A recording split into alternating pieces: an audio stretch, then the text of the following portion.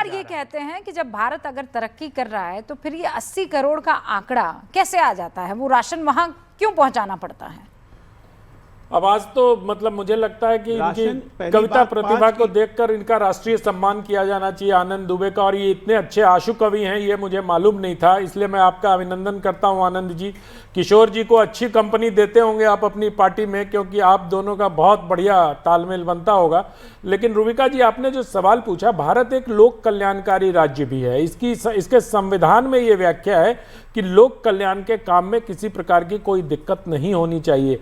और जब हम अनाज की व्यवस्था का प्रश्न उठाते हैं तो अगर अनाज बंद कर दीजिए, तो यही लोग अभी कह रहे थे कि भूखे मर रहे हैं, अभी कह रहे थे भूखे मर रहे हैं।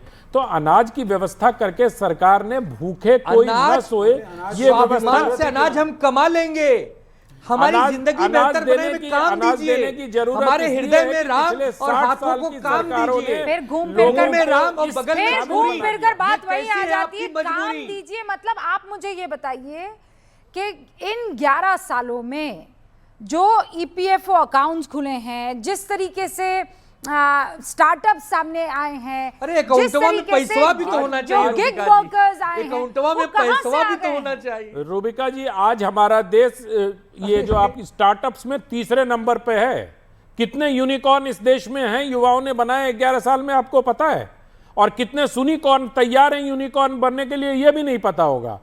2014 के पहले इस देश ने स्टार्टअप का नाम सुना था क्या? की देश में आनंद दुबे जी, 2014 के पहले इस देश ने यूनिकॉर्न का नाम सुना था क्या? नहीं सुना था, नहीं सुना था यूनिकॉर्न का नाम। और कैंपा कोला, ये सब फर्विलस बातें मत किया करिए। आप professor, you are professor, you are professor. प्रधानमंत्री के रूप में मोदी जी को cold drinks manufactured by Indian businessman जिनको बंद करा के पेप्सी कोक चले हैं sir. Tehseen Poonawalla, it's a fight between this nation. Shrikant Dargat वो ये कह रहे हैं, रुबिका जी, आनंद दुबे जी से पूछना कि इनको बजट में सिर्फ 2 चीजें समझ में आ रही है क्या, इनकम टैक्स और रोजगार। आनंद दुबे जी और आप लोगों की जब सरकार, वो मैंने बोला, कितने रोजगार आपने दे दिए? और मत भारत की बात मत कीजिए, आप महाराष्ट्र की ही बता दिए, आप दोनों महाराष्ट्र से ताल्लुक रखते हैं ना। कितने दे दिए? और कितना आसान हो जाता है कि सरकार आई और आपने रोजगार दे दिया, कितना आसान होता है?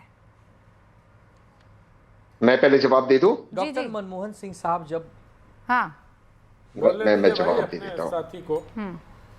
नहीं कोई बात नहीं, मैं बोल देता हूँ। रुबिका जी, बात रोजगार की यहाँ आती है कि सरकार के अंदर जब ये कहती है कि उनकी उपलब्धि है कि उन्होंने इतने सारे यूनिकॉर्न्स या ईपीएफओ का आप डेटा देते हैं। सबसे पहले तो ईपीएफओ का डेटा होता ही नहीं रोजगार का प्रमाण। ये एक गलत इकोनॉमिक फ्लॉ है जो सरकार बार बार वापरती है। उसके भी डिटेल्स में बाद में जाऊंगा, उतना समय हमारे पास है नहीं। लेकिन आज तक किसी भी भाजपा के या सरकार के प्रवक्ता ने ये नहीं बता पाया कि आज प्रति व्यक्ति डेट कितना भर गया है भारत के ऊपर। उसके अलावा जो नए एज जॉब्स है, जो न्यू एज जॉब्स है, उसके लिए जैसे कि फिनटेक, एआई फिनटेक, उसके रेगुलेशंस के लिए, ताकि ये जो स्टार्टअप्स है वो भारत में क्यों रजिस्टर नहीं हो। अधिकतर स्टार्टअप्स, अधिकतर एचएनआईज भारत छोड़ते दुबई जा रहे हैं। आज दुबई में सबसे ज्यादा इन्वेस्टमेंट भारत के बाद और इंग्लैंड के बाद सबसे ज्यादा। Please I request you, I give please मुझे बात करने दीजिए, फ्लो मत। सबसे ज्यादा एचएनआईज इंग्लैंड से ज्यादा भारत, इंग्लैंड के बाद भारत छोड़ के आज वो दूसरे देशों के अंदर जा रहे हैं। दूसरी चीज, और फिर मैं उसमें आंकड़ों के ऊपर आ जाता हूं।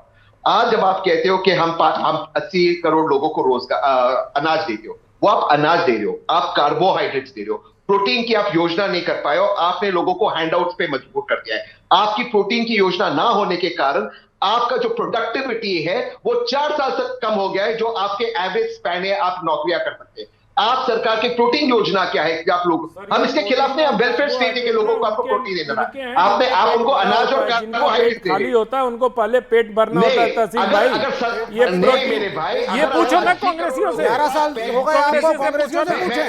मैं सिर्फ ये कह 11 साल आप सत्ता में बीजेपी वाले, किससे प्रश्न थोड़ा पूछें? सीरियस बात कर ले। तहसीन भाई, इस देश में 127 यूनिकॉर्न है अभी। और यूनिकॉर्न का मतलब आप समझते हैं मुझसे बेहतर समझते हैं। मैं बिल्कुल और कितने सुनिकॉर्न यूनिकॉर्न बनने के लिए दस्तक दे रहे हैं, ये भी आप बेहतर समझते हैं। आपने कहा कि ज्यादातर एचएनआई दुबई जा रहे हैं। कृपया देश को बताने का कष्ट करें कि उसका परसेंटेज कितना है। सिर्फ इस तरह की बातें करके देश को गुमराह करना बंद कर दीजिए सर। आनंद जी, मैं आपकी बहुत आदर करता हूं और आपके साथ डिबेट मैं भी करता हूं सर, हमेशा, और मैं हमेशा प्रिपेयर होता था।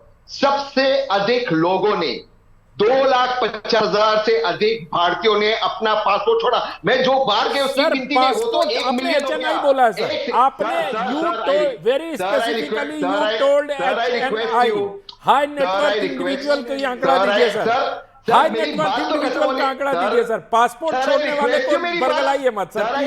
तहसीन भाई आप बहुत समझदार, बहुत पढ़े लिखे व्यक्ति हैं और आपको पूरा देश सुनता है, आपको पूरा देश सुनता है सर। बात नहीं आएगी तो मैं alright, wait let him finish. हां बोलिए। 2,50,000 भारतीयों ने पासपोर्ट छोड़ के उन देशों की सिटीजनशिप ली है जिनके लिए जिनकी जो हमारे से इकोनॉमिकली हायर देश है, और ये हाई नेटवर्क इंडिविजुअल्स है, और high network individual millionaires 1 million यानी कि 10 लाख भारतीयों ने पिछले 10 साल में छोड़ा है। यानी कि टोटल आंकड़ा होता है 12.5 लाख, दुनिया का दूसरा सबसे हाईएस्ट। और उसके साथ अगर आप गिनती करते हैं सबसे हाईएस्ट सुसाइड की, तो सबसे ज्यादा बेरोजगारी पता चलता है भारत में, और हाई नेटवर्क इंडिविजुअल देश छोड़ते जाते। ये सीधा आंकड़ा है। तहसीन भाई मैं आपकी बड़ी इज्जत करता हूं, आप हमेशा तथ्यों पर बात करते हैं, विवेक श्रीवास्तव जी की तरह हवाई बातें नहीं करते।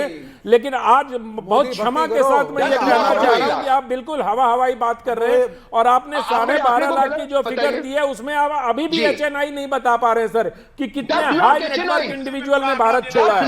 आप देश को भ्रमित करना प्लीज छोड़ दीजिए। 10 लाख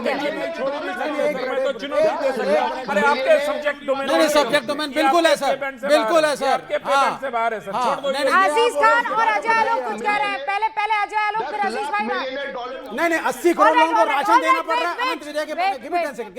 वेट पहले अजीज खान के पास ज्यादा सीटें हैं सर, रुक जाइए पहले अजीज खान बोलने दे प्लीज, मुझे बोलने दे सर प्लीज, मुझे सीरियसली सुन लीजिए, आंकड़े के साथ बात कर रहे हैं। देखिए इकोनॉमिक सर्वे 25-26 की बात करूंगा मैं।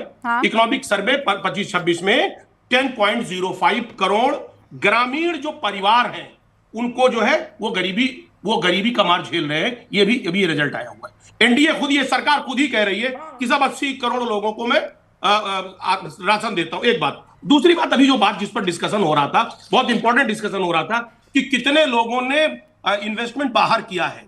मैं आपको आंकड़ा एग्जैक्ट दे रहा हूं। 2023 में 1 लाख करोड़ विदेश में इन्वेस्टमेंट किया गया। इसका हम बताएंगे कहां से आंकड़ा है, बता रहा हूं। और 2024 और 25 में अभी लेटेस्ट ये 225 लाख करोड़ का इन्वेस्टमेंट बाहर हुआ है। हमारे इंडिया के लोगों ने इन्वेस्ट किया है। वो अपने देश पे भरोसा करने के बजाय उन्होंने विदेशों पे भरोसा किया। एक आंकड़ा, ये सुनिए मेरी बात, 1 मिनट कंप्लीट करने दें, ये बात नहीं। ठीक है, कंप्लीट कीजिए। दूसरी बात, मैं किसानों के बारे में बताऊंगा कि केसीसी लोन एनपीए हुआ है 42%। इस वक्त किसानों की बात मैं कर रहा हूं, इस वक्त पिछले 5 वर्षों में। एक बात, केसीसी आउटस्टैंडिंग जो है 2014 में जो 4.26 लाख करोड़ था, वो 2014 इस समय लेटेस्ट आप समझिए वो 10.5 लाख करोड़ रुपया हुआ है। यानी केसीसी आउटस्टैंडिंग इतना हो गया, यानी लोगों ने इतना लोन लेना शुरू कर दिया, किसान परेशान है। खेती के लिए कर्ज देखिए 8.45 लाख करोड़ से बढ़कर अभी लेटेस्ट आप समझिए कि कितना हो गया, 25.48 लाख करोड़। क्या कहना मकसद, आप सुन लीजिए। अब जिस तरीके से आप बात कर रहे हैं, आप ही लोग कहते हैं, तहसीन पूनावाला, अजीज खान साहब, आप ही लोग कहते हैं कि मोदी सूट बूट की सरकार है, ठीक है। ये सिर्फ और सिर्फ बिजनेसमैन को, उद्योगपतियों को फेवर करते हैं। फिर आप कहते हैं सारे उद्योगपति छोड़कर जो है वो दुबई चले जा रहे हैं। अब बोलने नहीं देंगे।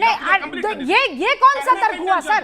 या तो सब कुछ किया जा रहा है उद्योगपतियों के लिए, फिर आप कह रहे हैं सारे उद्योगपति, आप देखिए इतने सारे जो हाई नेट इनकम वाले हैं वो सब के सब जा रहे हैं दुबई।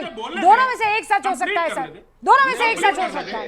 दोनों सच है रूपिका जी, मैं समझा सकता हूं अगर आप मुझे इजाजत दें। का जो किसान है कंप्लीट करने दीजिए रूपिका जी, मैं आपको इजाजत दूं। हमारे देश का किसान किस तरह परेशान है। अरे यार किसान, अभी ना किसान आपने पहले उद्योगपति की बात की, ठीक है। मैं एक एक करके आना चाह रही हूँ ना। सुनिए, मेरे पास वक्त की कमी है, मुझे 10 सेकंड।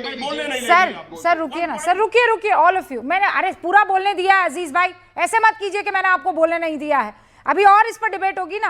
अजय जी, वक्त की कमी है। बहुत बहुत शुक्रिया आप सब।